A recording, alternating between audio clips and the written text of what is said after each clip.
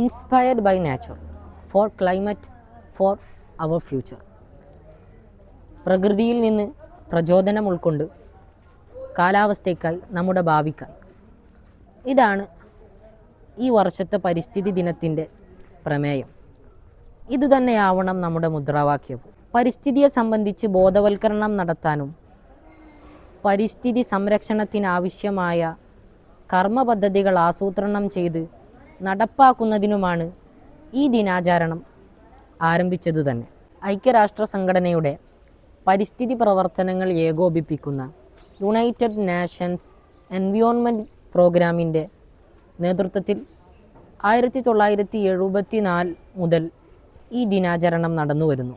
പ്രകൃതിയുമായി ബന്ധപ്പെട്ട വ്യത്യസ്ത പ്രമേയത്തെ അടിസ്ഥാനമാക്കിയാണ് ദിനാചരണം ഓരോ വർഷവും നടക്കുന്നത്.